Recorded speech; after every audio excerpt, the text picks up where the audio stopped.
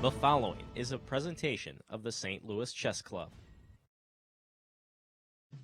Players from 9 nations converge in St. Louis as USChessChamps.com presents the second annual Summer Chess Classic.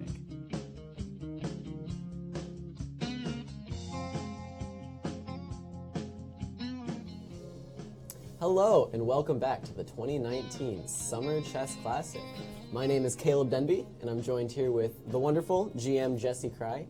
And today is actually round 3 of the event. It's been an exciting first 2 days, and round 3 shaping up to be just as exciting, I think. We're going to take a look at the standings currently for Group A. It looks like we got a two-way tie. Actually, this is, I believe, the only section where we have a tie up at the top. David Howell won his round 1 game against Sam Shankland, and that put him at +1, the score of 1.5. Jeffrey Zhang also won his round 2 game, I believe, putting him also at 1.5. Following them are Gawain Jones and Darius Swiertz, both with 2 draws in the event. Liam Lee is rounding out the group with Sam Shankland, both at a half point.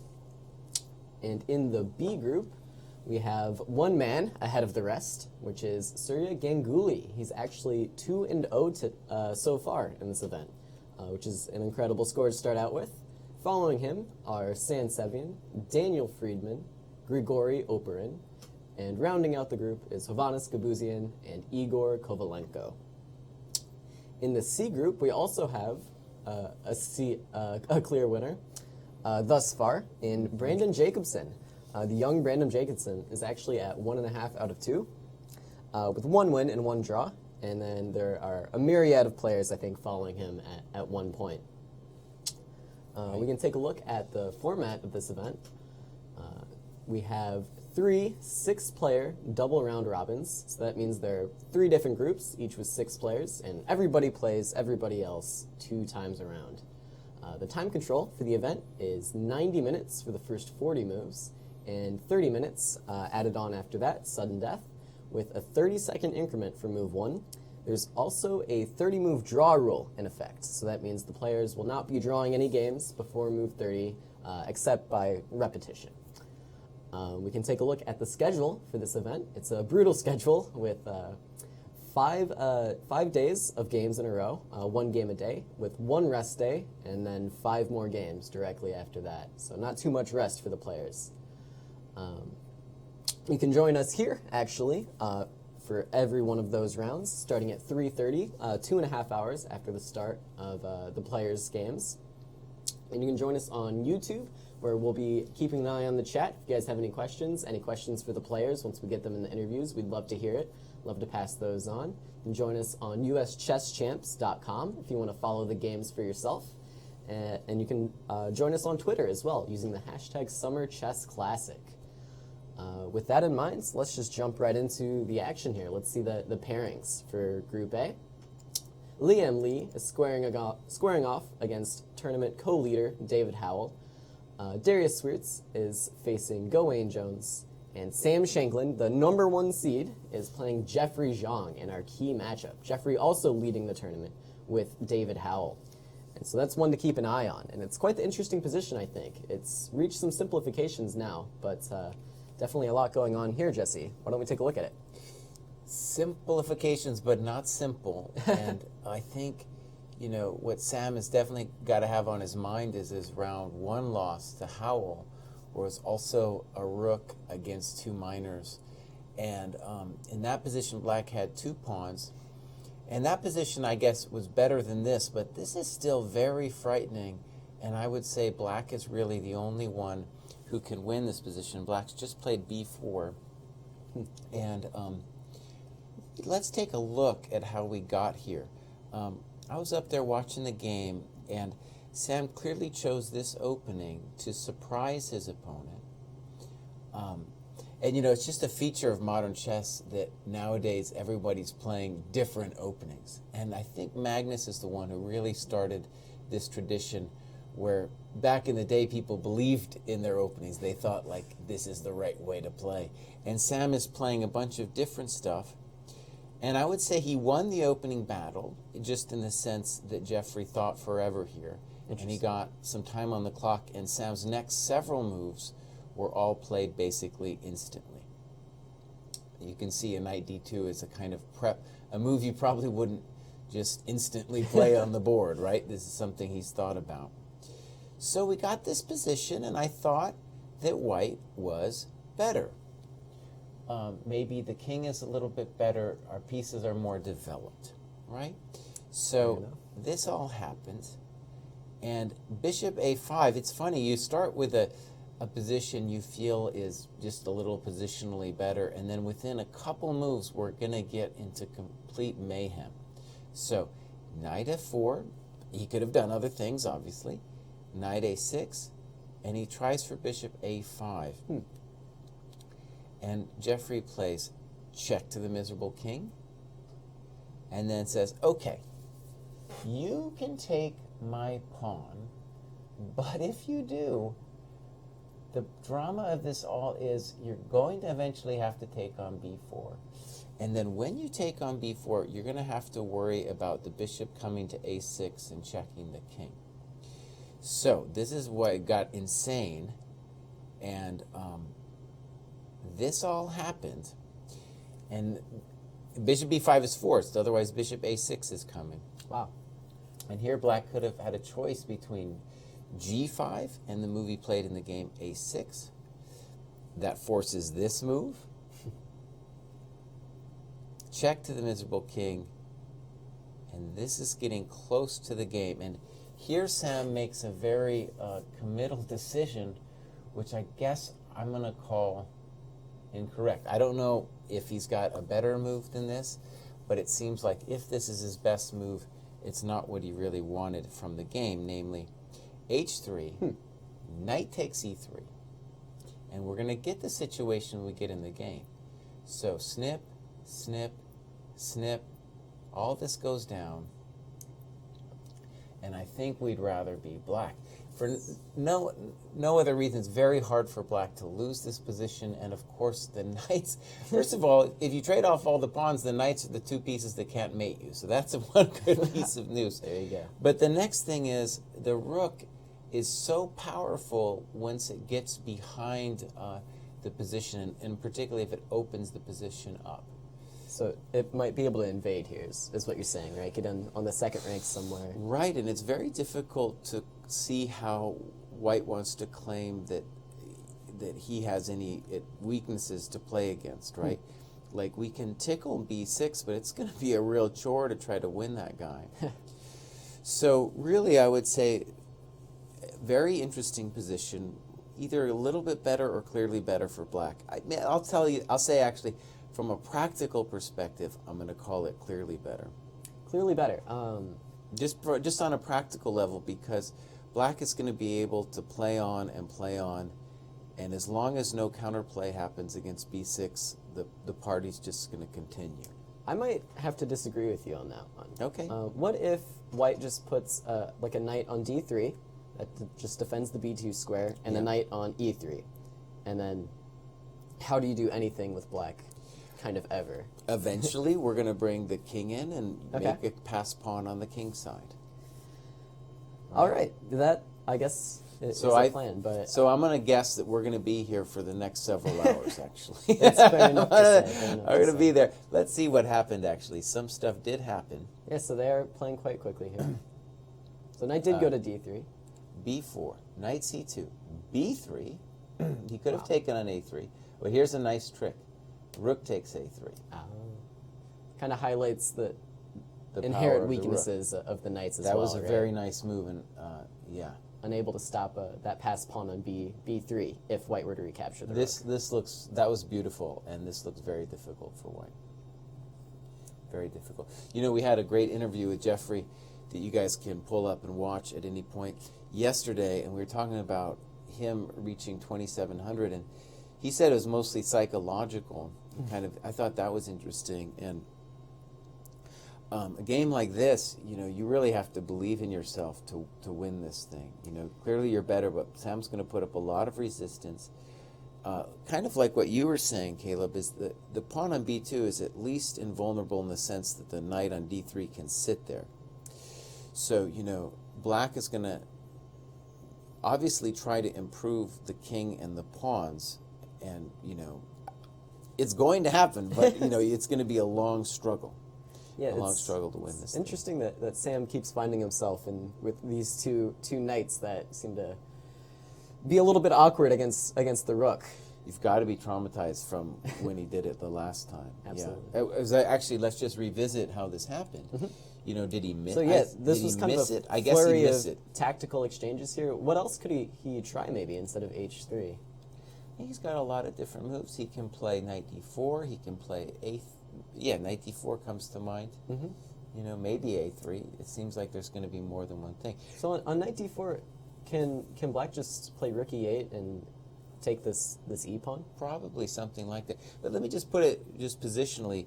Sure. Like our king is better, so we should be able to find something, even if we give up a pawn. But giving up the way it happened, that didn't seem right to me. So yeah, I don't know. I think there's more than one thing that white can try here for sure. But and maybe we've already messed up if we have to do h3, because this is just beautiful for black.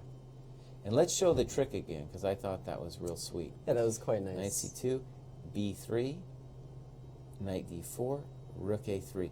And knights are terrible when it comes to passed pawns. That's one of the reasons why I think when you imagine the rook versus the two pieces, this is the worst imaginable two pieces for having the two pieces. Yeah.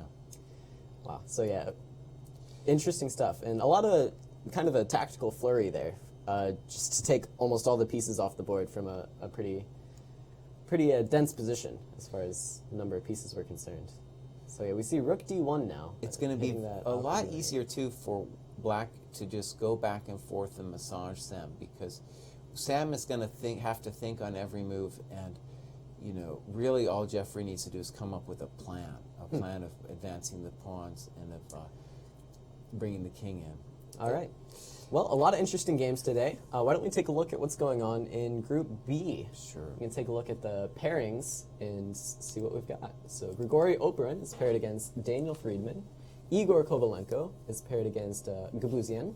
And then we have our tournament leader in the B group, Surya Ganguly, in our key matchup against Sam Sevian, who has drawn his first 2 rounds. I think he's the #1 seed in the B group, so we'll definitely be looking to make some progress here, chip away maybe at this lead.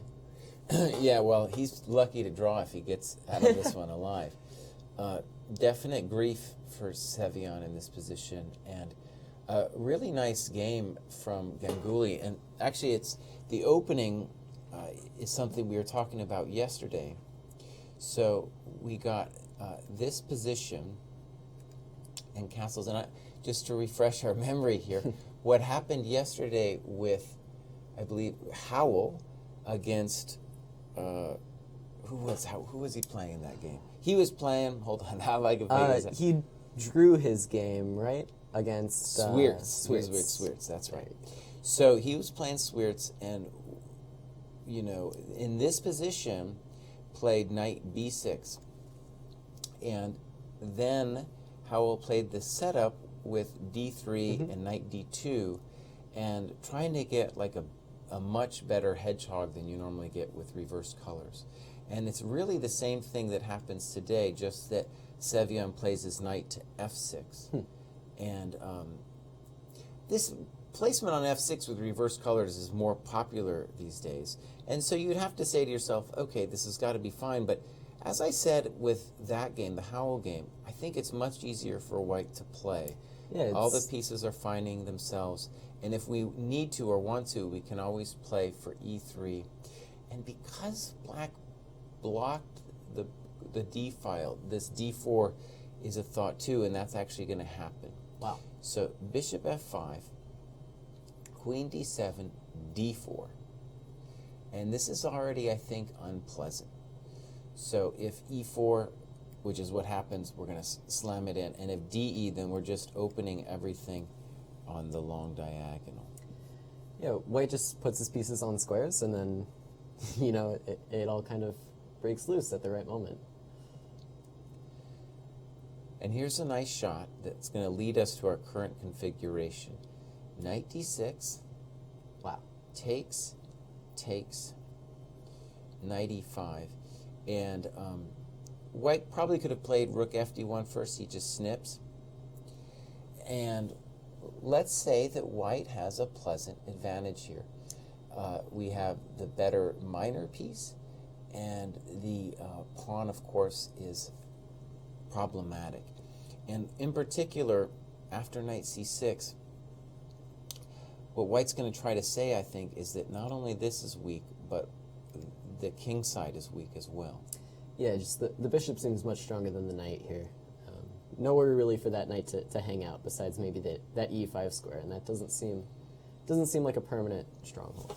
And one way to talk about the difficulty for black, I think, is to say that in order to prevent getting mated, you would like to trade queens. But if you trade queens, then you're headed into an isolated pawn situation that you really don't want. You don't want to trade off the queens and have the rooks just simply double. And you can tell, right, it's not going to be possible to stop the rooks from doubling. Just looking at it here. Simple chess. He says goodbye to the queens and says, I'm ready to suffer. I'm going to assume the position here. All right. And it's close to lost. The weakness of the d-pawn combined with what we call the Fischer endgame, which is the rook and bishop versus the rook and knight. And a very simple way to understand the Fischer endgame is just to count the squares that the bishop controls. And actually, look at all those blue dots. You know, it's rare that I get all those blue dots. So I'm getting 4, 5, 6, 7, which is technically more than the knight's presently going to get. You'll see, though, as the game progresses, the bishop will get more and more squares. The knight, of course, a maximum of 8 squares. And the point is that when you have a bishop versus a knight, the problem for the bishop is it can only touch one color. But when you have the Fischer endgame with the rook and bishop, you're going to be able to touch both colors. And that's why they can really complement each other, especially in an endgame like this. So let's look. g4, f6, h4. It's very easy to play white. Put the pawns in the light squares, and we're going to be thinking about g5 whenever we're good and ready to do it. There's no counterplay for black, and black, you know, he can do so many different things, but there's nothing that is pleasant. All right? There's nothing that's pleasant, and the idea clearly what black is playing with f6 is to limit the scope of the bishop on b2, but clearly it's going to get popped open at some point with g5. And g5, and also there's h6 threats as well. h6 threats, and I'm sure black is considering h6 right now. One of the many ways he can choose to suffer. He Very actually played knight implicit e5, and the good tactical point of that, at least, is that if g5, pawn takes, king takes, there's knight f3. So at least the immediate g5 isn't possible. But, you know, there's a variety of ways now for white to improve the position. Yeah, it looks very, very difficult for Sam. What do you think happened in this game? Because this seems too unpleasant to kind of just fall into naturally, right?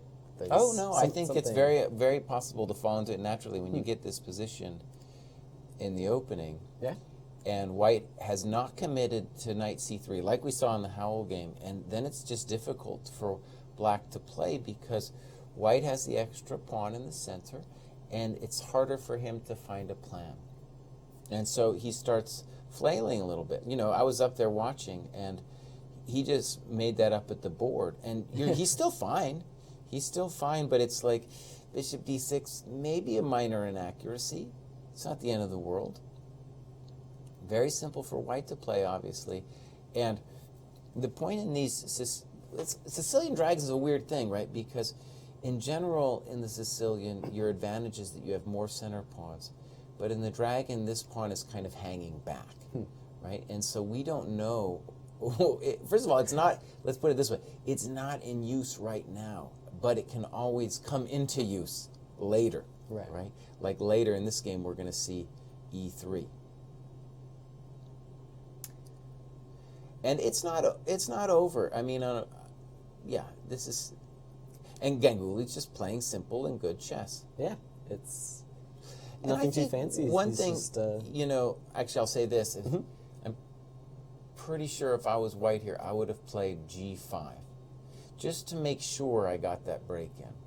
Now, I'm assuming that in this position there is a way for white to organize G5, maybe even the brutalistic Rook G1, but this is a practical problem, at least, that white has to solve right now. sure. Let's go look at Group C. Absolutely. Let's see our pairings for Group C. We have Gordievsky playing against Chirilla, and Alshon Muradiabadi has drawn his game against Aram Hakobian. And our key matchup of the day is Arturs Nixons against Group C leader Brandon Jacobson, who is +1 so far. And let's take a look at those players there, and let's see what's going on in their game. Brandon is finally suffering, Finally suffering. which is proof that he's human, at least, All right.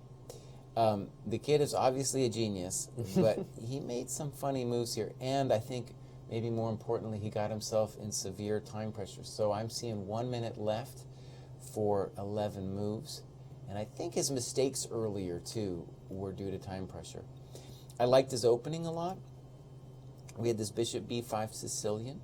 It seems that Brandon's been doing quite well in his openings so far in this tournament. Absolutely. Finding advantages with white and usually getting the time advantage. And here too, he honestly had the time advantage at these moves. He was playing them instantly. All this was, and I love this setup actually. It's a shame he didn't win this game, because this setup I thought was very clever. Now normally in the Hedgehog, you'd imagine having a knight here and a pawn here. right. But the advantage, there's two advantages with this knight on g6. It looks a little funny, but the one advantage is obviously it's looking at these dark squares. But also, you have the option of playing a later f5. And yeah, I think it's very spicy and nice for black. And if you imagine f5 followed by a later knight h4. Yeah. So rook fd1, he calmly defends. I was thinking maybe he was going to try to sack the pawn, but there's no rush. f3, bishop f6, queen d2, queen e7. I love the way he's played it so far. And the difficulty for white is, how do I use my space advantage to really crimp the pieces? If I play f4, then it's a pawn sack with bishop c3 and bishop e4. So that's the kind of strategic issue. Rook ac1, rook d8, bishop f1, bishop e5. This part of Brandon's play, I thought was just really nice. It looks like a Taimanov Sicilian position. We're looking at this f4 square. White doesn't want to play f4. Maybe he should think about sacking the pawn anyway.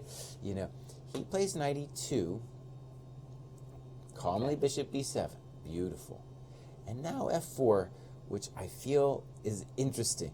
Now, you think about it. If you're white, of course you want to play f4. You want to take away that square. But Right. it's highly controversial because you Can't take just it back. weakened the e4 square and strengthened the bishop on b7. Right. So, knight c3, and it was in this position that Brandon thought forever, and I didn't like his move. I felt like the natural Hedgehog move here would have been to play f5, giving Really highlighting the light squared biship. Right? the light square bishop. And depending on what white does, we're also highlighting the f4 square. Absolutely. If e5, I think you're just suffering for a long time. I mean, I think he's going to suffer here no matter what he does. So I thought maybe we'll get a chance to talk to Brandon later about white and play f5, because his move is way more complicated than f5. Maybe after ahead. f5 and e5, was Brandon maybe worried about like knight b5 coming and then knight to d6? He was definitely worried about something. There's no question. E5 looks real controversial. Let's say knight h4. Hopefully. Let's say knight b5. I don't know, just Yeah, to knight, show. knight b5. I was hoping you didn't make a threat. Yeah, I'll just go ahead and play. I'll play knight d6. Yeah. So here, black can take, or he can just move the bishop somewhere. One of those things. And then we're going to play king h8 and rook g8. And Yeah. queen g7. But I don't know. It's definitely, you're committing to a lot there, right? With letting this piece stay on d6, that d7 pawn's always going to be kind of backwards. Okay, I'll take it. All right, I'll take with my queen.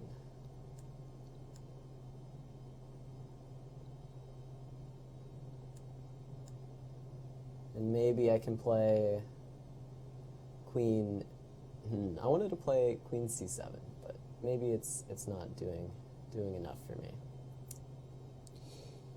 But yeah, I think what you are at least right about is he feared something. Yeah. He feared Well, something got in this that right. position. Yes. And after e5, honestly, black has a lot of different moves. You don't, and knight b5, knight d6 is not, it's not really going to get you. For example, another move you could even think about is queen h4 is a little weird, but yeah, you could think about queen h4, sure. Yeah, maybe like white has other ideas, like queen f2 and something like c5 could come. It's so hard to do anything over there, but Okay. But yeah, no, I think you are right that he feared something like this. Yeah, for sure. But so yeah, he played d5 instead, which looks very, very combative, right? Yeah, it's weird, It's like white's whole setup is so you don't play d5, and then he does it anyways. Well, look how complicated this is. Yeah. And then he plays rook fe8. My goodness. And, I don't, he's clearly had some okay, the deep thoughts have to be, when this opens up, the f4 square is going to be weak, and the diagonals are going to be weak. And white, I'm sure, had many different moves here. And maybe the biggest problem here is this: Brandon just didn't have enough time. Here, clearly, we got to say that at the very least, white doesn't have anything to worry about anymore, right? I agree. Because that knight needs to fix itself, and then we do all this business. Oh la la! And let's get to the current game position. So a couple moves have happened since then. Let's just bishop c5. Now, let's think about this. How bad is it? It's definitely worse. Is it clearly worse? You'd have to think it's clearly worse. With the no entrance on d2. Right. And the fact that the bishop on b8 has some grief of its own. Black just played rook back. The worst bishop and the worst number of pawns. Having less pawns is never great. It's still a lot of things could still happen. But I imagine, say, bishop c3, and the other problem, of course, is Brandon's got 36 seconds left. The Right. kids nowadays, they like it when they have less time anyway. But it's not really what you want. Yeah, we see Brandon there. He doesn't look like he's 15, does he? No, he looks a bit older, maybe. Yeah. But he dresses well for a youngin'. So yeah, with that in mind, why don't we take a quick look at the prize funds for these events, because they are actually quite large for the first time. We actually have a $40,000 prize fund just for the A group, and that's actually about double what it used to be at these classics. First place walking away with $12,000, second place getting $9,000, and in the B group, quite a substantial fund there as well, $6,000 for first place, and a total prize fund of $21,000. And over in the C group, $4,000 for first place and $14,000 total. So it's quite a bit of money at stake here for these players, as well as some crucial rating points as they try to climb their way up that GM rating ladder, which can be so tough. With that in mind, I guess we can go wherever we want now. Let's go to the A group, and we'll start with Sam's game, and then we're going to look at the other two games. All three of them are really interesting. We're going to see a long-term massage here, as predicted, and the the thing I said was black's going to have to find a plan. That's the most important thing. And I like what he's done. This is the first step is bring your king in. Make sure that you're not going to lose the b6 pawn to some dirty knight trick. And then at our leisure, right, we'll start some kind of advance on the king's side. If you imagine, let's do a thought experiment. Let's say we vacuumed up. Let me get rid of that. Let me get rid of all this stuff. Let's say we vacuumed up these 4 pawns. Does white have a claim to being better there? It would be difficult. It would be difficult, I think. White could probably hold that thing. Yeah, no, I don't. Does white have a claim to being better? You said. No, I said if we vacuumed all that up. Oh, being better than he is now is what you meant. No, I mean, could we imagine black winning the position if we vacuumed up all those pawns? I don't think so. I think the knights, they may not be good at stopping or catching past pawns, but they are good at blockading them, right? And one thing that I think that'll help understand what Jeffrey has a grief with is he doesn't want the passed f pawn. If he can do it, he would love to have a passed h pawn. Really? Well, yes, when we did our thought experiment, right, it was like the f pawn can be blocked with a knight and the king, whereas if we got an h pawn, you imagine, then we're going to stretch the king to the 2 sides as well as the knight. So obviously, the other thing that white has to worry about is maybe I put my king on b3. Not the easiest thing to achieve, but I can dream about it. All right. So the reason I like the thought experiment anyways is the natural plan for black would just be to go ahead and do things like h6 and g5 and do those pawn trades and stuff. But it's not enough. He needs to do something more special. And maybe what he can dream about is f6 and g5. Force him to take this way and then get this guy running. Yeah, that looked interesting to me because you definitely can't allow f6 and then g5 and then takes on h4, right? Because then you have 2 weaknesses on b2 as well as h4, and they're too far apart kind of for the knights to handle. Right. Yeah, so there we have it. It's a very technical problem. White is going to try to be getting counterplay all the time, of course, with knight f5 tricks and knight e4 tricks. And black, too, can think about improving his king and at some point pushing the pawn down. But there's no rush. Like I said, we're going to be here for a while. So that'll be real interesting. I just want to say, the 3 games we've seen Sam play, I felt like he got promising positions in every game. And here he might end up with a half out of 3 at the moment, right? So it's a pretty rough tournament so far for Sam. To my eyes, like this f6 g5 plan looks like something white actually needs to stop pretty immediately. So maybe can Sam come up with some idea to stop it, or is that something that isn't quite a threat just yet? Well,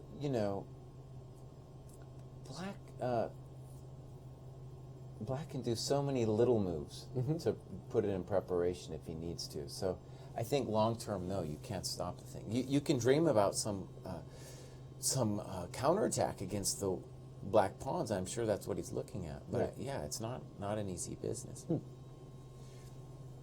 All right.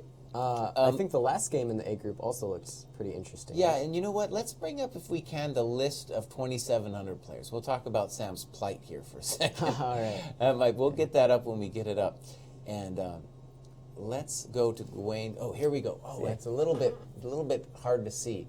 But I just wanted to show that highlighted there are the 3 players that we have playing in the tournament that are over 2,700. Shankland, Jones, and Leliem. And what I want to say about Sam is, like, the guy at a late stage in life made it into, like, I think he got up to like 22 in the world after several good tournaments. And you can see playing in a tournament like this, where you're playing like these guys who are like the 2680s in the world, that is it's just like really difficult for him to maintain the status, and it's so easy for him to just fall down. And so really brutal. And one thing, too, we're going to talk about with Jeffrey is Jeffrey, like we saw in the interview, of course his next hurdle is making 2,700, breaking into this club. And in a lot of ways, this 2,700 club is what this A group is about. It's like, how high can you go up there, and can you just maintain your status? And I know, it's funny, you know, with Sam, I know that when he got to like 22, he was just thinking about going further up the list. And the problem is, that's a great dream, but, you know, just preventing the fall down the list. Oh, man, really tough.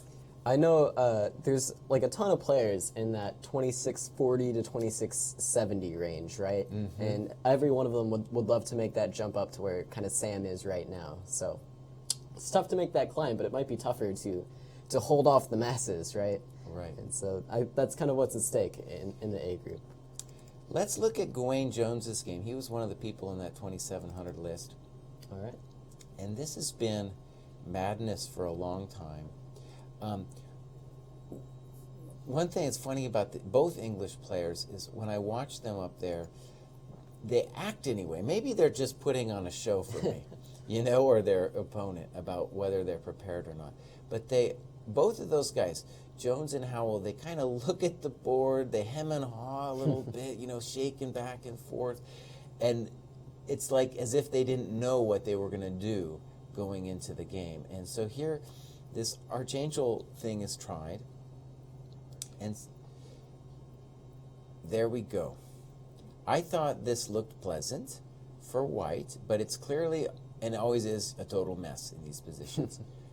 Rook E1, Knight E7. And we're introducing the madness here with Knight E7, but I just maybe should explain in general what the idea is. Not only is the knight in the way of the bishop, but the knight is being dominated by the pawn on C3.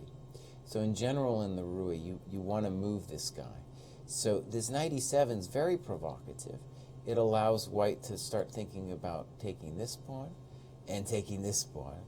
White decided, okay, I'll take that one. Just pure madness now, but I guess we would want to say that white is for choice, something like that. I don't know. For a move there, I thought D4 was hanging for a second, but there, I guess obviously there was some idea. So, yeah, bishop takes D4 for a move. Yeah. I don't know. I guess this whole line is pretty theoretical and deep. Knight F7. Something like that. My goodness. You know, I don't know. The line might go on with like bishop F2, and maybe another way of doing it is playing rook E4 first, and then Knight F7. Wow. Yeah. But it's good you asked. That's kind of what is behind the scenes going on here. These people who do this Archangel thing. These people. Yeah, no, there's a certain kind of person that wants to do this because you have to be willing to take on weird positions. Right. My sense, too, is that after A4, there's loads of different opportunities for black. I thought, at least back in the day, that rook B8 was the main move. But obviously, sure, you could play B4 and just total mayhem. Total mayhem. And Knight E7, very provocative. Do I know what's happening? Not really. But it looks like white's better. Oh, look at that move. Wow. Kind of just jumping out. Look at this one. Boom. My goodness. Boom. Oh my God. Seems like a lot of games are taking this turn today with a lot of conflict in the center and pieces being taken and lots of tactical ideas.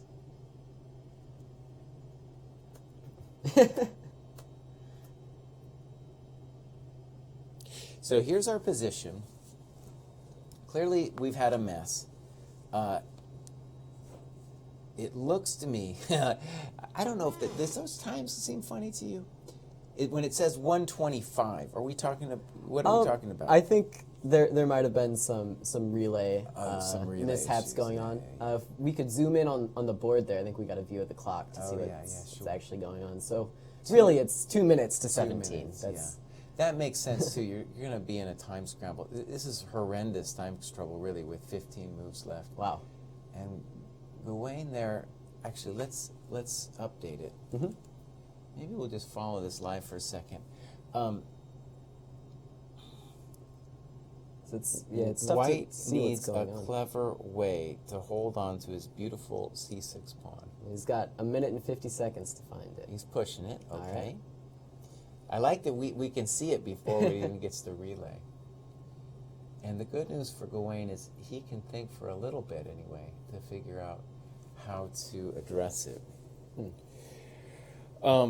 Seems like White shouldn't be holding on to this pawn, right? Well, let's do some variations. Yeah. Bishop b6. Bishop e6 Should we was try that my one first right? instinct. Let me ask a weird question. Can I do this? Yeah, I was kind of worried you might ask that question. Let's just see what happens. Can I- yeah, I can I don't know take- if it works. So snip, snip, and I was gonna snip. Yeah, the back rank ideas are really coming forward in every position. Now So it's still not queen, over. G5. G5, Yeah. Yeah, and I don't know. trying to make some triangles. I'm trying to make the triangles. Yeah, I don't know. It looks like you're kind of sort of holding on there. Like, can I do annoying stuff like rook f5? F5, queen e7, Rook e5? queen f8, I guess, kind of being pushed back. And I need a trick, obviously. Oh, is there rook c8, rook d8, knight d7? Something like that. But, you could bail out in that position. You could play rook takes knight. Ah. Well, he's got 2 minutes to think about it. So, let's see. We did have... This should be saying c7, because we definitely have c7 on the board. So we see c7, and then Gawain, I think, played rook d7 instead of bishop b6. Right. So, c7, rook d7. Now, the good news for white is that if it's black's move, I'm not really sure he wants to take that pawn. Yeah, maybe he's just stepping out of any knight c4 stuff so he can take his time collecting the pawn. And let's say the obvious, that the problem for white is, how do I effectively use this guy? This rook on f3. The pawn on d4 kind of actually stifling that rook a little bit. I'd love to come to c3 or even e3 on the open files, but no entry for that rook. Poor Darrow here. What is he supposed to do? I'm sure this is where, God, people are going to make mistakes. There's rook b3 is a thought. At least you're doing something with a rook. And, yeah, let's zoom in again. Let's see that time. Oh, I can kind of see it. Oh, yeah, 50 seconds. Yeah, maybe we'll just stay on this view, because I think Sure. the action's going to keep going. One thing I really admire about these guys is what they can do that I really have trouble with is they can let it dip all the way down to like under 5 seconds and then play their move. Yeah, in my experience, when that happens, I'm counting seconds in my head, and I'm getting like no actual thinking about the position done. I'm just like 10, 9, 8, but... So besides rook b3, there's got to be some other tricks. And let's just say the obvious. Black is at some point very soon going to play d3, in which case he's going to open his bishop. He could have done it last move too. Right? 7. Oh, here we go. See what I mean? Yes, Queen queen c4. c4. Feels like a little bit he's like I'm bailing out move, right? Yeah, I think he's ready to say, please, let's simplify a little bit. I'll give you my c pawn. Just give me some trades so I can survive. It's got to be a bummer, though, because now black can't really be worse, I don't think. Yeah, I definitely would pick black here. So let's just do the obvious. So takes, Mm-hmm. takes, takes. And let's say the problem is that this guy isn't in. But maybe I could do that if it goes like this and claim that at least I'm blockading your stuff and my rook isn't totally useless. Yeah, it is serving a purpose now. The lateral defense. Now, there were other things black could have done, of course. But, oh, you know what? Here I was. Oh, right. There we did see it on the board. So, yeah, Gawain gets to think about it for a little bit. Maybe equality is where it's heading towards. Well, I'm sure Gawain is looking for a knockout blow because, well, not knockout, but just some way to keep the game alive. Mm-hmm. He's got so many different moves. He can play queen b7, Queen d6 as well. queen d6. You have to think about knight e4, but yeah, queen d6. Yeah. And I wanted to mention, some of these players, I think, kind of have an uncanny ability where they don't even look at the clock, and then they'll confidently play their move as the seconds run out. And that's really one of the most impressive things to me, is keeping that kind of composure in situations like these. Here's a weird variation Sure. I was thinking about. Queen g5, knight e4. This might be insane. Snip. Oof. So If it's some queen extra c7 ideas. will take. Yeah. Now, you could, I guess, play here, and then here, and then here. But in contrast to the last one, here black has the c file. Also, the f7 pawn is falling, though. Just takes on c4, and then takes on f7, maybe, hitting the bishop. That might be a problem, yeah. So he's thinking about all kinds of stuff like that. What Queen do you do? b7 play. Queen b7. I don't know if black's in a huge rush to take this pawn on c7, because it kind of, as soon as that pawn kind of falls off the board, all of white's play seems pretty forced, right? And trades kind of start appearing on the c file. One funny thing, actually, is clever maybe about queen b7 is if the natural rook b3, let's just assume it's queen c7. Snip, snip, snip, snip. There's no blockade on the c4 square. Right. And there's no way, at least long term, I guess, is stopping this guy. Rook b3 played, I think, with Rook b3. under 5 seconds Yeah. on his clock. Yeah, rook b3. So, And queen the instant c7. queen c7. Yeah, this was not hard to foresee. And I guess he's going to have to snip. Now, the good news is he's going to gain some time. But that c In file, 1 or 2. I thought queen b7 was a really cold-hearted move because now there's no blockade on c4.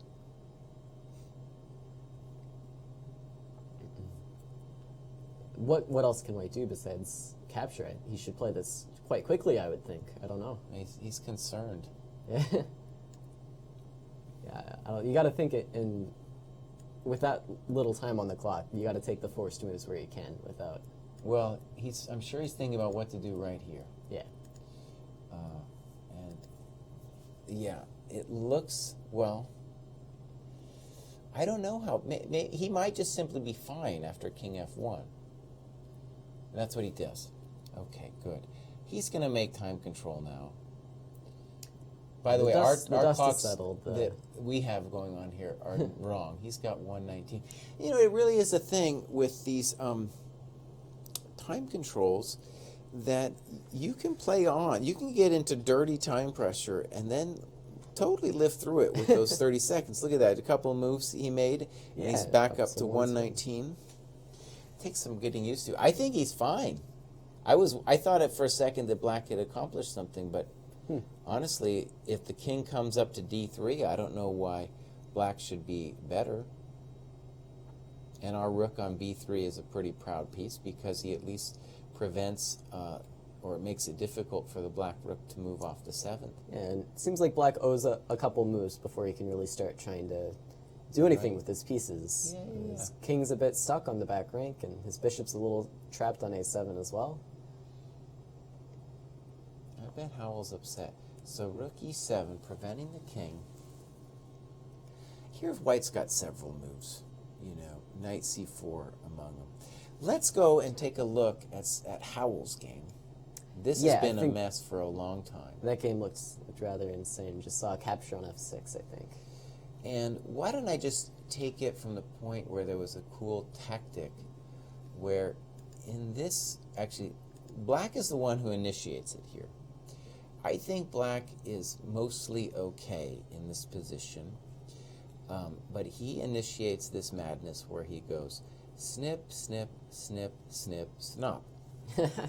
And maybe what he missed or misevaluated was after bishop g5, I can do that and go back. And white now has a simple claim that his king is better. And, you know, the pawn weakness is important, but the king is a bigger deal, right? So knight g3, all kinds of things are going to happen here, but I think we have to say white's on top.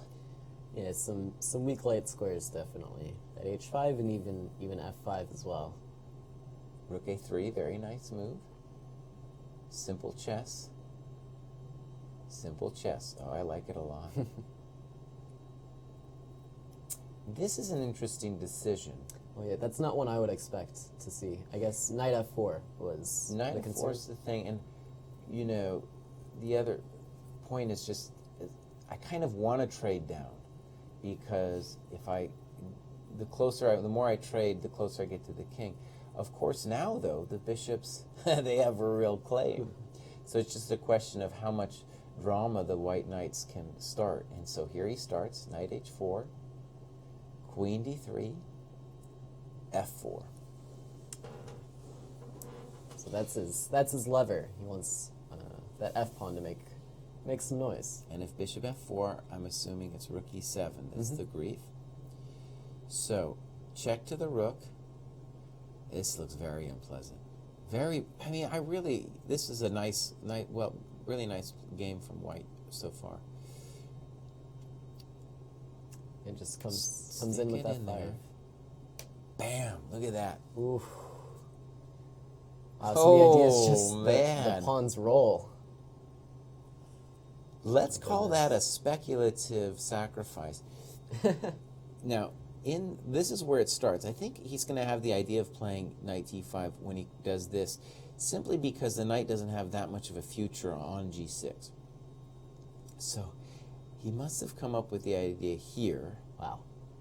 Now, one interesting question is, does he really have no other safe way to play? I mean, maybe he doesn't. So Yeah, we're going to get this. Yeah, I had some questions maybe. For example, I was thinking about knight h5 for white instead of f5, but I don't know. Let's take a look. Knight h5. What's the threat? I don't know if there is one, which is why maybe it's not a great move, but maybe I'll just play rook f3 and then rook g3. I don't know. Let's say I go here. Okay. Yeah, just renewing the threat on the knight. But I think you're right. It's remarkable. This decision is really remarkable, and I'm going to just try to imagine that I'm in white shoes, and do I believe, what do I think about this position, right? Do I feel like I'm winning, or I have just compensation? I'd feel pretty confident, right? It's one of those ones where you just you say, okay, black's king is wide open, and these two pawns must be worth at least a piece. The concern might come from those C and D pawns, right? The black can sacrifice the piece and still be up quite a bit of material. Okay, yeah. And I guess one way intuitively to just say this for white, I think, is that black can do all kinds of stuff here, but I am guaranteed to get both pawns on the 6th. And that's what happens. Now, I would be scared. I would definitely be scared. Those bishops are strong. Queen b3. Now, there's all kinds of moves black could do here. a5, bishop c5. Black says, let's bring the queen in. Now, e7. And I'm going to call e7 a very committal move because now black knows that it's the light squares that he needs to blockade. Absolutely. But this is not the way it goes down. So we're saying if rook f7, we have e8, and if rook e8, we have f7. So what to do? Black says check, snip, and then I'm assuming queen takes f6. Oh, in fact, moves have been played on the board. So, like in our other games, they're going to, and I think these are the true times with 33 seconds. Yeah, well, close. Let's look. Queen f6, snip. Like you said, it was going to be giving back the piece. And actually, like the other English game, we have a pawn on d4. Both Englishmen have a pawn on d4 with a bishop. The other one has a dark square bishop. snip. I don't know about d4, man. I guess. Snip. I mean, that's a happy pawn. Rook e8. Queen d7. Queen f4. We should expect, obviously, some mistakes by both players in time pressure. Yeah, this looks... I would be feeling not so comfortable with either color. Where is this knight going? Do you have to play king h2? I don't want to play king h2. It looks like he made some move. Oh, he did play king h2. Yeah, I don't know if there's another choice. That was move 40 for Leliem, and Howell needs a good move. c5 played. Okay.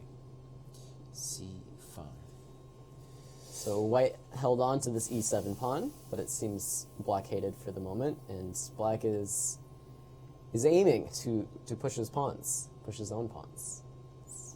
I think I take black here. Black? Actually. Isn't your king worse? My king is worse, but my pawns I think are better. Maybe rook e6 is cause for concern. Sure. If I can solve this move, then I think I definitely want to be playing with the black pieces. I'll just play queen f7.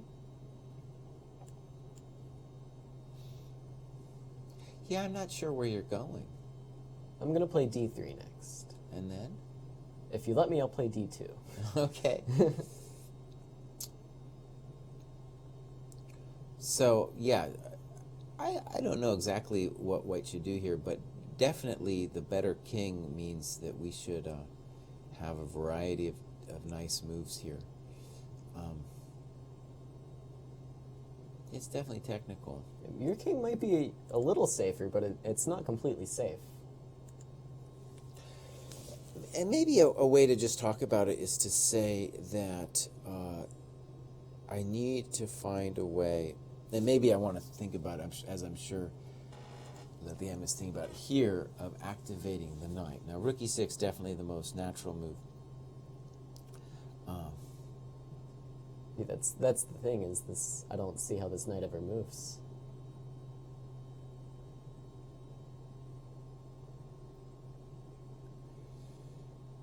Well, okay, let's just play a couple natural moves. Mm-hmm. And let's say I do queen d6. I'll play d3. And I'm not sure about this, but let's try this one. Okay. This looks like some tactics. I guess I play queen g7. And then knight f5. Less tactics, I just want to, you know... Can I just take and take on e7? With the queen? I'll take with the queen. But then I have this one. Okay, I'll take with the rook. But both ways. Well, yeah, both with the rook, ways. then I want to play queen g6 after you take. I mean, okay, let's see here. There's no... Black doesn't have any threat, though, right? I guess not. I guess you're up a pawn. With the better king. With right? with the better king. Yeah. But okay, what do you play with white? Because I might play rook f7 and then... Rook f7, I'll take it. Okay, I might not play rook f7. You know. Right, this line seems to have worked out in white's favor, yeah. So I'm sure he's thinking about all kinds of things, right? That's just the most natural, where I think, especially with the rook f6, I'm just trying to get that f5 square for the knight. Okay. Right? Yeah. So, beautiful game, and let's take a look at poor Sam. We're just going to be checking in with poor Sam every once in a while here. Keep getting the updates. And basically, the massage has continued, right? Black. Let's just take a look. He chose h6. By the way, it seems pretty non-committal. As long you can still do the f6 plan, you can still play h5. Mostly, you want to make sure there's no tricks with the white knights, doing stuff to you over there. I think in particular he was trying to take away knight g5 tricks with the move h6. And the bummer for white is he's got so many things to worry about, amongst others. Now, if you stay away from knight d3, the king will, I assume, go king c5 and king b4. Why not? Right? Yeah. So knight e2 on the board. The knights have seemed to move back a rank from their previous homes. It's a difficult life for the poor knights, yeah.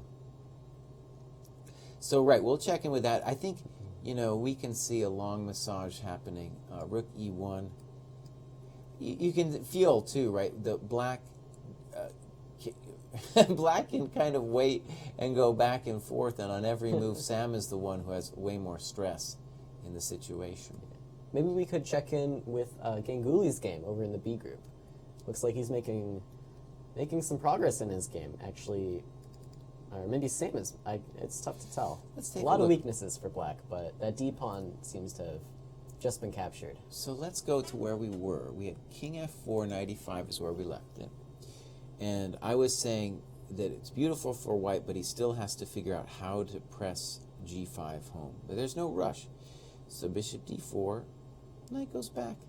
Bishop C5, G6. Okay, so it's kind of like a critical question for Black of how and when do I want to do this stuff. Yeah.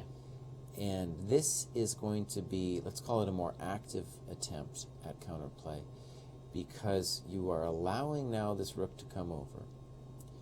But you're saying check to the miserable king, and notice that he keeps the pawns on black squares. Mm-hmm. And the advantage is there that the bishop won't get free reign on the dark squares. A lot of times people do, I notice this thing with some of my students, their instinct is to put it on the opposite color of the bishop. But here, the attempt by Sam is to keep it on the same color. So I think that's a principle that a lot of people learn is, especially in like a single bishop versus single bishop endgame, you want it on the other color. But with so many pieces on the board, the bishop's actually stronger when you put the pawns on the opposite color, because then the bishop can kind of sneak through it and work in coordination with, Has more with the squares, rooks. yeah. So Sam says, you know what, I'm going to be active myself. And that's nice. Oh, and now we're in supreme violence. And they just made move 40, so they were struggling through hectic time pressure here. I don't know what's going on. White does get to fix the pawns and dark squares. Mm-hmm. That's nice. Rook D1. So, huge mess. The assumption is that White is still better, but that knight has become a real octopus. Well, maybe, but I'm just looking at Rook C6 after Black's next move, and I don't see a way for Black to hold on. Yeah, well, he's going to get counterplay, though, right? Like, let's say, I don't know, let's say, he's obviously going to think about it. Let's say this one. Yeah, Rook C6. Okay, let's say that one.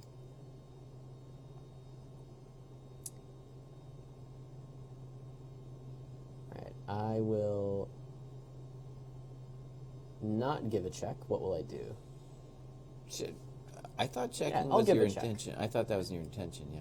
That was my first plan. I guess, but here, unfortunately, I have two reasonable moves, King D5 and King D3. Yeah, what if I take on F6? What then? Yeah, King H. Don't do King H. Don't do King H. Oh. Don't do King H. This Okay. is more Well, crazy then than I you can't. want it. Yeah, I right? can't. This is more crazy I can't than go you in want for that.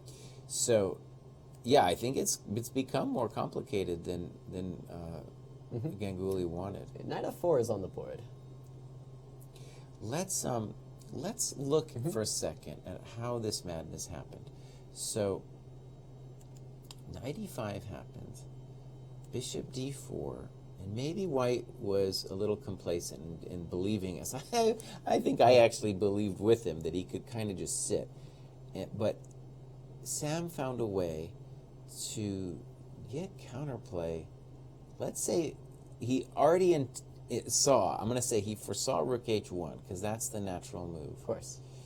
Now, White could have also played G5, but then the king has got his own grief after G5. So Rook H1, check. Now, White had the option of going Bishop D4 as well. White pushes his luck here. Boom. When you do this in time pressure, you're going to have no idea, obviously. You just have no idea exactly what's happening. So Knight wait, F4 wait, was right, played sorry. instead of Rook takes D4. So Knight F4. Wait to move here.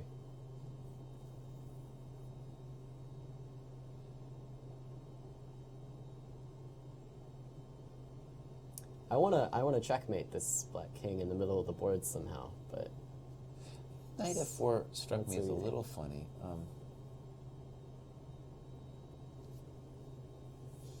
So let's. I'm not sure. Wait. What is the idea of knight f4? Let's try to understand. Is he trying to do like a rook h8, h3 thing?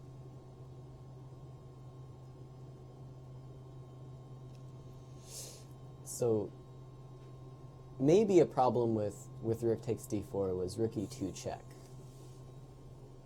and then bringing the rook into e6 rather than c6. Okay. And then you don't really get this annoying stuff with knight e5. Well, you play knight e5, but I get to take your rook off of the d4 square. Okay, I'm willing to believe that. Knight f4. So he's thinking about it. This is gonna be. Oh man, we're getting some good and long games. So I think the intention is to say this pawn isn't going anywhere, and this is coming this way, and the pawn is in fact in the way of the bishop. So.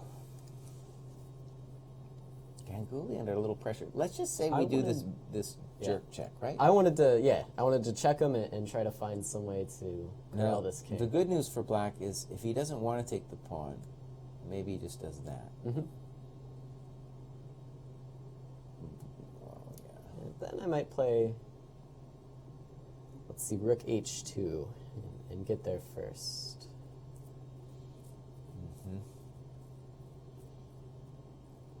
Well, he's coming too, though. Yeah, I'll play rook e3. Can you? It's a lot of squares to try to keep under control. You could also play rook h1 and stuff. And I just want to add that on knight f4, he could also think about just saying, you have to leave now. I don't know how impressive that is, but at least we can make the guy leave. So okay, I have another weird idea. What if I Okay. played d5 instead of bishop c1 or rook e1? Because I really kind of agree that this pawn is in my own way. Well, let me ask you something. Let's say you're in this position. Do you think you're better as white, or Yeah. you do? I do. Because I think I just feel like I should be ahead. This pawn on f6 is going to fall, and it's just a matter of finding the right way to do it without losing horribly and getting checkmated. But it feels like there should be something here. The black king on e4 is it doesn't seem right. Nothing seems right to me. To me, I would feel right for black is, before I felt like just 10 moves ago we were in a situation that looked like we'd be suffering for hours, and at least here we have chances of who knows what's going to happen. Okay. Who knows? I like this d5 move, though. What happens? What I happens have on d5? no idea. Black has a lot of different options. Yeah, He but- can play one of the rooks, let's just count them. One of the rooks to h8, to the h file.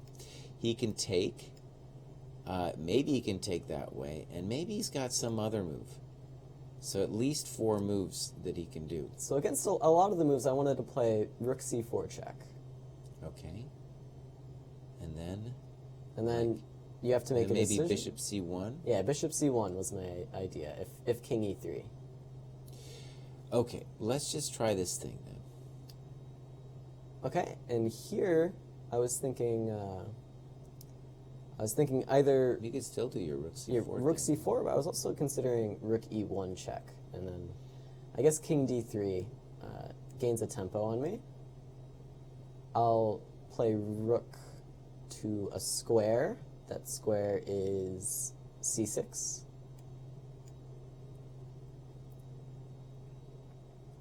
And I wanted to play, I don't think I have quite enough time, but some combination of bishop b4 and saying that I've caught you. In fact, maybe I'll play, I don't know. I'll stick with rook c6 for now. But rook h8 is... All I'll say is I don't know who's getting caught. I don't know who's catching who. D5 is certainly a move, though. Yeah. It really, there should be some way to catch the king. I really think so. I thought knight f4 was like, I mean, I guess that's the last, it was the last seconds of time pressure move. I'm not sure that was, it didn't feel right to me to move, I didn't want to move the knight. Your thing was, though, that if rook d4, then rook e2. That was the problem we saw. That was my claim. And again, just so I understand, king d5. So rook e6. Rook e6.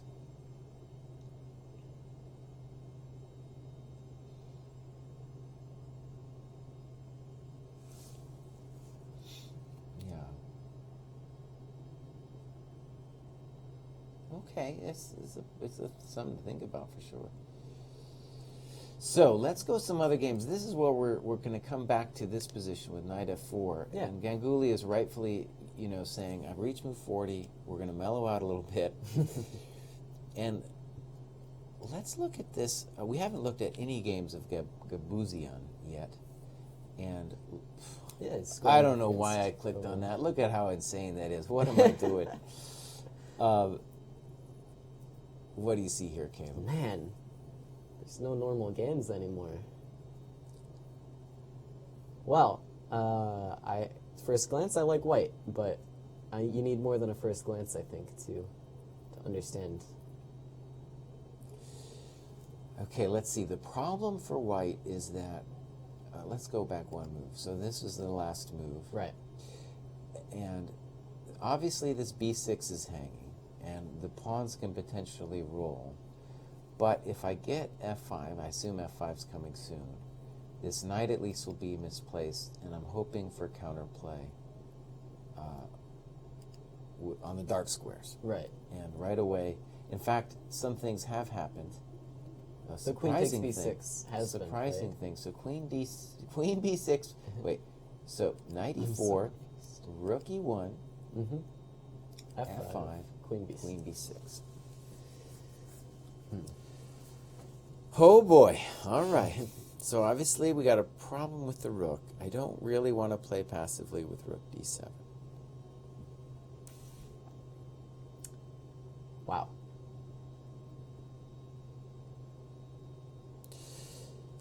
And we need to do something right away because the improving move knight f3 is really a big deal for white. Maybe rook c8 is a start. Yeah. Something active like rook c8. And white's got a weird position here, like. Yeah, the bishop's just on pre, and the king is a little airy, perhaps. Well, yeah, and it's a question whose king is airy though. This guy's coming at some point, and like I want to take this pawn at some point, but then there's like this problem plus that problem. No, yeah, the white king looks.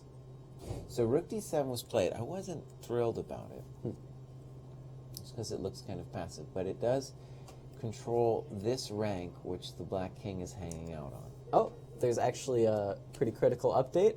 Shanklin has actually drawn his game against Jeffrey. Oh, he held it. So yeah, in the end, the knights got the job done. See the two kings in the center there, declaring the draw. Yeah, it looks like the knights found actually some active squares.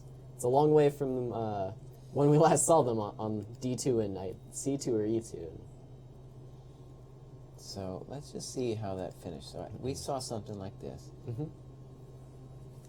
Rook e1, check. Knight e5. The knights are getting active. Right, the key to drawing this thing is to get them somehow active. Rook f1, knight f4. Oh, and then they decided to draw. I wonder about that.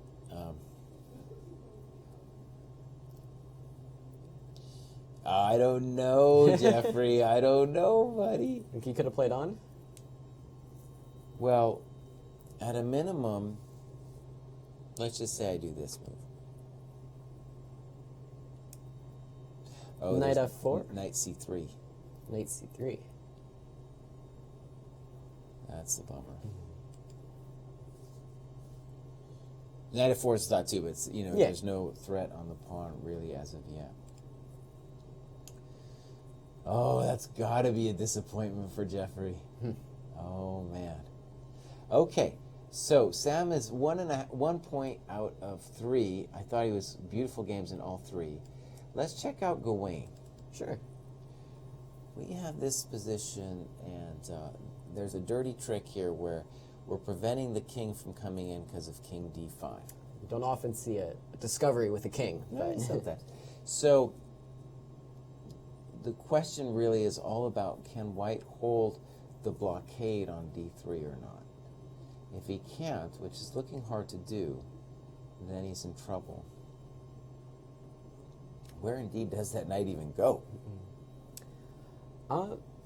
Do you actually want to get Sam or Jeffrey in the studio to kind of talk about that game before we have to close out our show here? I thought only winners got to be down here. Yeah, we can invite whoever we want. But, I think it'll be a really technical analysis. Let's keep looking. all right. Let's keep looking at this, because this is pretty exciting, as well as a lot of the other games going on. So there's this. Well, so let's just say, let's leave this, but say that white needs a good move here. Yeah. Because this is kind of hard. I did want to mention it. It looks like the game with David Howell has actually progressed. We were saying. We called some moves here. Yeah. And in this position, my first instinct was rook f6. Probably there might be other ideas too, but rook f6 looks real hard to meet. Maybe just Dangerous. do a basic tactics check here, where we got this guy and we're holding our business. So that's looking good with Liliem. And we haven't looked at Friedman's game. This has been a wild affair for a long time. It was a double rook ending, and a basic question is does white have a chance? Well, with the extra pawn, maybe. Always seems to be the answer. Maybe he does. One nice thing for him on this move e5, which he just did, is on h5, it's really important that that's a check. Wow. Because if I went back to g3, the king would come to f5. So then on king here, now white needs a good move, and king g3 is a little bit sad. Mm-hmm. So maybe the intention is to go for it. I think here. with the king sidelines, king f5 is a decent try. It's still, we still got work to do. But this is an interesting attempt, where maybe even after f4, white could claim that black is in Zugzwang. Yeah. Right. For example, rook h1, king f6. Yeah, maybe king h7 is a better square than h6. But if you go to another square, then you can't give me that one. No, I'm sorry. I meant so king h6, and then when you said black is maybe Zugzwang, maybe black plays king h7. Oh yeah, fair enough. King h7. Yeah.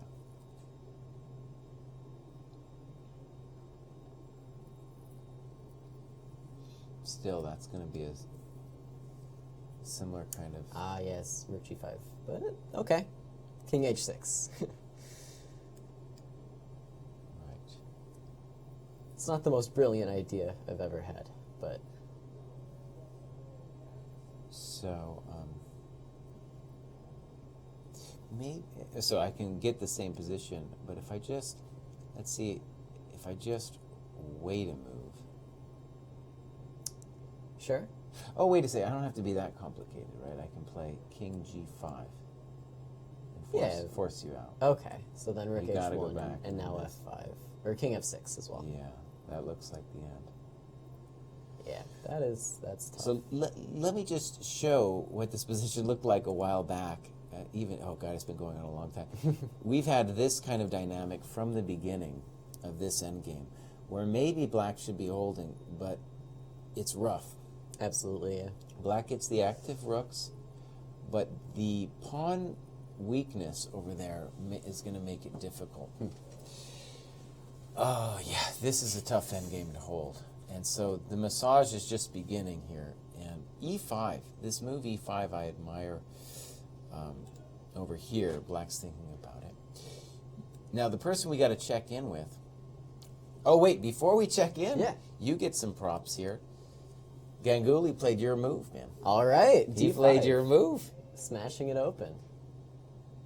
Not really smashing, but Rook takes d5 happened. Rook takes D5. All And right. Your intention was Originally, Rook E1 was my intention. e1. And I thought maybe King D3 here. And I wasn't sure if Rook C1 or Rook C6.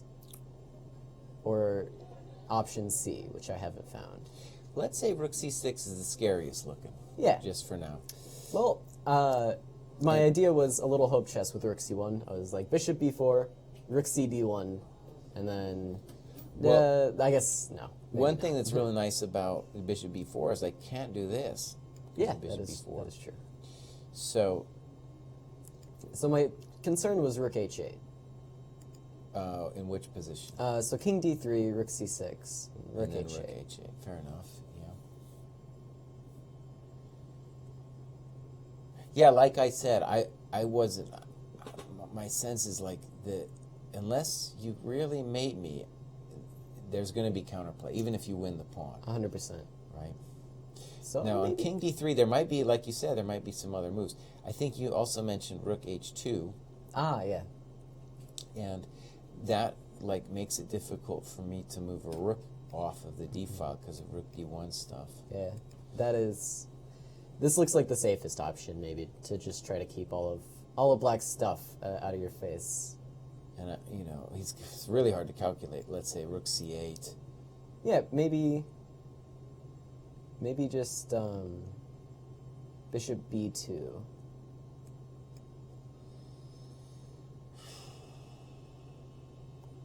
Closing in. Closing in? Yeah, maybe. Someday I'm going to take one of your pieces. I don't know which one. Let's look at our fair friend, who's the future genius of the world, Brandon Jacobson. He's been suffering for a while, and it's fun. This will be, I think, an interesting test for him because the kid is obviously very good at tactics, obviously very good at playing quickly and openings, but now we're going to see how well he suffers. That's tough. Welcome to suffering. Yeah, he has. I would just say this is a clear advantage for White. It's not, unless he's got something amazing now. I don't see anything more special than that. It must be an advantage. Maybe he can try and get his rook. If he gets his rook to E2, then he has something to say, right? That H2 pawn is a little bit backwards, a little bit underdefended, but I don't see how that ever happens for Black. One thing I'm sure White's considering now is F5.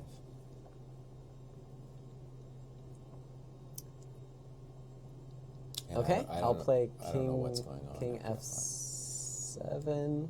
Probably D3. King D3 and... Yeah, I'll take your pawn. I'll take your pawn. F4.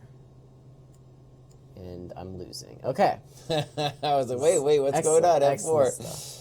Anyways, I don't want to take White your doesn't pawn. have to play F5. But yeah, but F5 does look I think when you look at what he's dangerous. done with the rook going to H8, that he's might dreaming be- of something like that. Might be his intention. Yeah, it looks like a good attempt. I mean, I'm sure there's other moves too. He can just calmly play King D3. I don't want to allow the King F. Even there, King D. I don't know. First of all, I don't know why I play King D3, but there's all kinds of things like that too. Rook F8, tickling the pawn. So he's got a wide choice, and this tournament, of course, would be wide open if Brandon loses. It's going to be. It's really wide open. Anyway, what is a 10-round tournament? We got a long way to go. So maybe there's always some tactics. I don't think Rook F8 is too viable, right? There's discoveries usually. something like king d7, and then rook e3 or something. Yeah. yeah, or maybe I guess f5 rather. It's tough actually, because king d7 maybe there is no king d5, I guess. I don't know what I'm saying. I'm trying to attack the bishop with my king, Yeah, so I the get it. discovery I doesn't get it. work. But And the rook f8 idea, he can move the king first if he's worried about some kind of stuff. Let's look at the count. The counts, had a rough first round with the Grunfeld. And honestly, I felt like his opponent was again, first round he lost to Brandon. And Brandon was very well prepped. And this round, it's turned into a French structure where it looks difficult. It looks real difficult for black. Not totally lost or anything, but difficult with the rook and knight always threatening to create play. And black-white just played rook c1. So this is either lost or clearly worse. One of the you take your pick. You take your pick. White still has to prove, some stuff. Well, black can create a little play with knight b5 and rook a7. So white needs to, he has to be very exact, actually. Knight b5. So I'm assuming knight a7, that's the idea in this position. Well, actually, he was already there, so. So, right, let's go back a touch. yeah, Knight b5, king e3. Oh, he's just been pushing him around. And I'm assuming now knight b5 will come back. And there's some technical problems for white. I very much believe in his position, but we need to get to the f7 square. yeah, it's a bit difficult, and If you we don't go- want to leave b3 behind. If we go this one, he's coming this one. So So kind on- of tough for white to make progress, but definitely On paper, a very nice position for white, but stable advantage maybe. But I don't know. It's Well- like he needs to do something right now because rook c7 and rook a7 are question marks. right. Okay. So let's take a look at maybe a quick look overall at the remaining games, see what we kind of expect to happen. Sure. Let's look at our friend Gabuzian. We had this position, and they're still thinking on rook d7. Incredibly complicated, and I will say I have no idea. I have no idea what's going to happen in that game. Yeah, so a lot still up in the air. Definitely some Part of me believes in black, and part of me believes in white. I really don't know.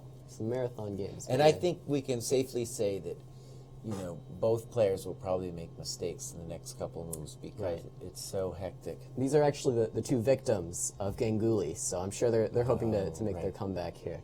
Yeah. And so yeah, Let's look at your game. all right, Let's call it your game, Ganguly's game. I'll take it. There are worse games to have, and wow, a lot of progress has been made here. Let's see. So d5, snip, check. That was the other move you mentioned. Bishop c1, king e2, snip, snip, rook d4. This looks a lot less complicated than some of those other lines we were looking It's at. still pretty complicated, though, right? I mean, Well, yeah, but at least with one So- rook off the board, a lot of the direct threats against the black king, I think, are kind of clarified. I don't think, maybe I'm missing some stuff, but I don't think black has any problems anymore. Like, let's say I play. Okay, so maybe this is the intention. So clearly he's making a claim that about the pin, because otherwise we can say that the black king is a hero now. Yeah. If rook c8, are we getting away with that? Yeah, that was my question as well. I have some concerns. I think you are. You have concerns. Check the miserable king. King g2.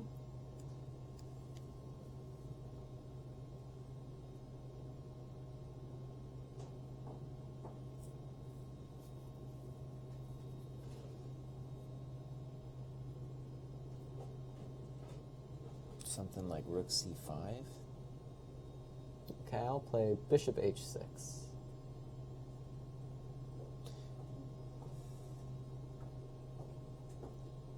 knight e3 is gonna, knight c3 is gonna happen. You know. Yeah, okay. There's like rook h2 or rook d2. I'm sorry, and then after king e1, maybe I can start generating some threats. Like, oh, I'm sorry. I was saying bishop h6 first, and then you were saying knight c3. So let's see. So I can play bishop h6 here too. before we get off in the weeds, matter. this is our position, Yeah. and black has to. If he, I think White's dream is to say something like, "Well, the pin is so annoying that you will eventually have to break it via something like rook d7, b5, knight b6, and at that point, I'm going to really start saying my minor piece is awesome, and I'm going to try to avoid all the dirty tricks."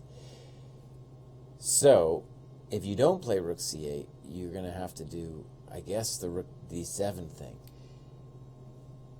Right. So rook d7 here, but then But White has a few turns. He's to got a lot of do whatever things, and he wants. could even play a4, and it concerns me. So that's why, at least that's the first thing to come to my mind. Snip. Yeah. Check.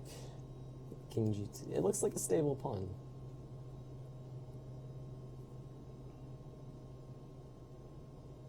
Let's say check.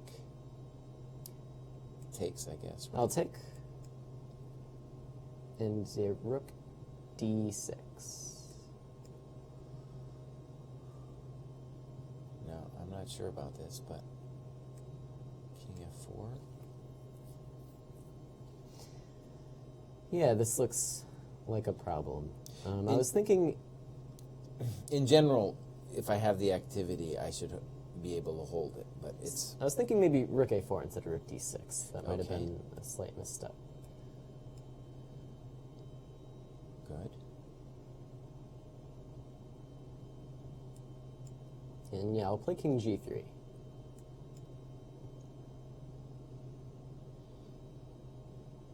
My idea now is I just want to play something like rook c4, and I think that king and pawn endgame should be winning.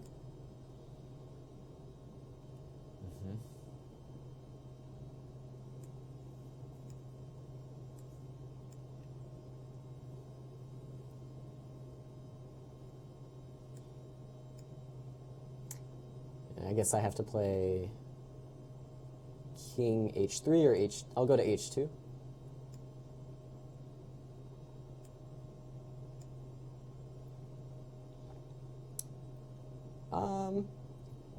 Yeah. I'll rook c6. I don't know. Yeah, king h3. And I guess king g5 might Well, be... I can might do be this good. if nothing else. And then we can repeat the dance, right? Yeah, fair enough. So some complications here. I guess though, Sam's thinking about it now, and that's going to be his big question about, you know, do I play rook c8 or do I try to just keep the knight stable on d5? And let's just look at it for a second while we consider his plight. So this is our position. The argument for keeping it stable is to say, well, White can't actually do anything. No. I don't know if that's entirely true. Well, that's what he's thinking about, right? Because you either go for the rook c8 style suffering or you sit. So That's your if choice. black sits, I was thinking rook d2 might be a problem for black.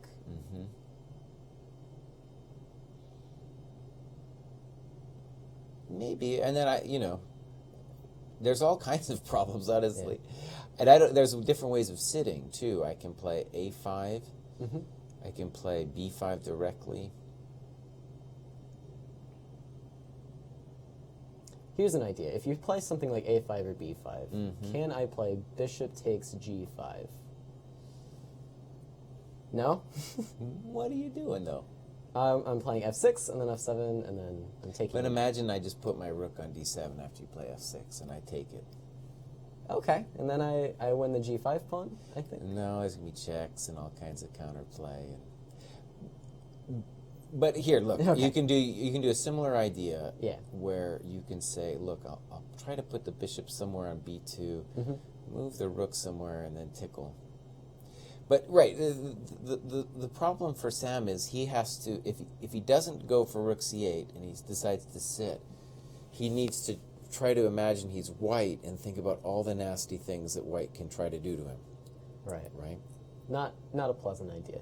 But okay, let's make some predictions, I guess. So I'm going to about say time to wrap up. that's about a draw. I don't know. Grigori, I'm going to... Yeah, and so we're looking at the standings Oh, here. right. So we see Jeffrey Zhang and Sam have drawn their game. What are we expecting from David Howell against Liam Lee? That position has progressed. I still think white's much better. I'd be surprised if he doesn't win that one. So possibly Liam's first win then against Right, David and that Howell. would shake up the pairings, the standings a little bit. And then Darius Swartz against Gawain Jones. That's probably going to be a draw. Looks like a draw. So maybe peaceful results for a couple of the games in Group A, and maybe Liam Lee taking his first win. Over in Group B, all the games are kind of still up in the air. Surya Ganguly likely going to maintain his lead no matter what his result is. Maybe a draw. Maybe there's something to play for. He is actually paired against Sam Sevian, and then Daniel Friedman against Grigori Oparin. We're going to say white's going to win that one, but it could go either way. That White's could be winning. a draw, too. So maybe Grigori's first win, putting him at +1. Maybe he'll be the one to try to chase down Ganguly here. And Gabuzian against Kovalenko. Now, let's pretend that Still white's now crazy. made some progress. He's gotten at Still least his crazy. knight back. So yeah, maybe looking good for Igor, but definitely a lot of chess to be played. And then finally, over in the C group, Brandon Jacobson is suffering a bit, down a pawn in an endgame, but he might be able to hold that to maintain his lead. Elshan has drawn his game against Hakobian, so putting him at 3 draws for the tournament on a level score. And then the final game, Gordievsky against Christian, is actually looking a little testy for black, but if he can survive the next few moves, probably a draw. So the leaders kind of maintaining their positions thus far, possibly with the exception of Brandon Jacobson. We do have some exciting upcoming broadcasts, though, after right. the Summer Chess Classic, which will be here for a while. But up next is the Grand Chess Tour in Croatia from June 26th to July 8th. We will have live coverage with some of the world's top GMs, the Grand Chess Tour regulars will all be playing in that.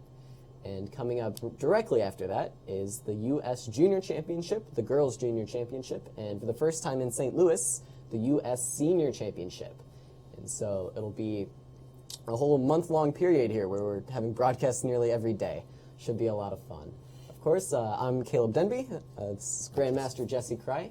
You can join us here pretty much every day, except for the rest day on Sunday, starting at 3:30 p.m.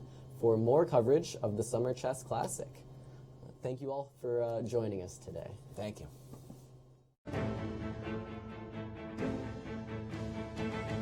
This has been a presentation of the St. Louis Chess Club.